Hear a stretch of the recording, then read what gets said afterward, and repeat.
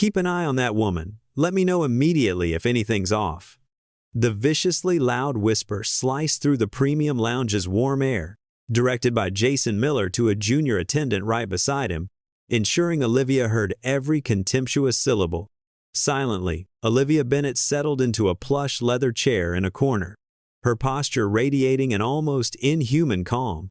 No one in this sanctuary of first class, no staff member, no patron knew she was the owner of this sprawling aviation empire, the very person responsible for paying the salaries of those who had just so openly insulted her. Her expression remained serene, a mask over the gathering storm of her resolved fury. Jason returned to his desk, tension etched into his features, convinced of his own correctness. For over a decade managing the Westchester Premium Lounge, he prided himself on a supposed sixth sense, his specialized ability to spot genuine first-class passengers, a skill he felt only true professionals possessed. In his experience, all bona fide VIPs shared a specific, narrow profile. Middle-aged white men in tailored suits, or at least carrying the undeniable aura of long-established, inherited wealth.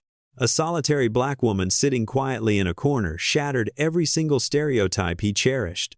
As Olivia sat, Jason kept flicking glances at her, suspicious and territorial. He even double-checked her details on his computer screen.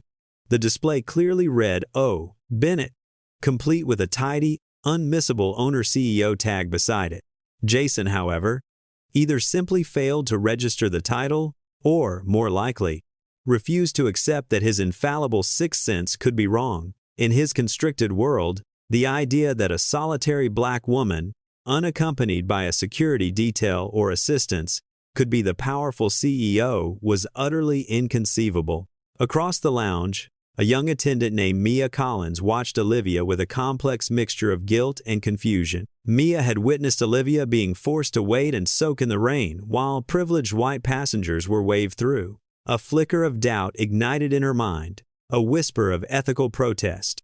But in her junior position, she felt helpless, terrified of challenging Jason, and remained silent. Meanwhile, Olivia felt the bias she faced was not confined to one man's prejudice. It was a silent, corrosive virus, infecting every staff member, reflected in every wary glance and cautious gesture she encountered. Bitterness welled within her as she realized the depth of the systemic rot. This wasn't just about her personal injustice. It was a devastating failure of the entire organizational culture. She had built a system that tacitly condoned toxic, biased behavior. Suddenly, Jason stood and strode directly toward her. He bent slightly at the waist, his tone lowered, soft but heavy with chilling authority. "I want to make this perfectly clear. We'll be watching you closely. Any suspicious behavior, and I will call security immediately." Olivia met his gaze, her voice even yet carrying an unspoken, crushing weight. "Do you do this to all guests, Mr. Miller, or only to those who look like me?" Jason froze for a moment, perhaps momentarily stunned by her composed directness. Recovering his customary arrogance, he replied coldly, "I do it for anyone I feel needs monitoring." With that, he turned and walked away, leaving Olivia's unanswerable question hanging in the luxurious hush. In that instant, she felt the full, cutting force of the insult, not only for herself but for everyone who had suffered similarly without the power to fight back. In the luxe, quiet corner of the lounge, Olivia made a crucial, strategic decision. She would not unleash her executive authority to punish these individuals right away. Instead, she would wait patiently, allowing them to fully reveal the depths of their true selves and toxic behavior. She understood that to effect genuine, lasting change in her organization, she had to fully expose the reality to create undeniable evidence, so everyone could witness how deeply prejudice ran in the company she owned. Outside, the rain continued to lash the windows, the wind pounding the glass as if trying to shatter the false calm within. Olivia sat quietly, taking it all in.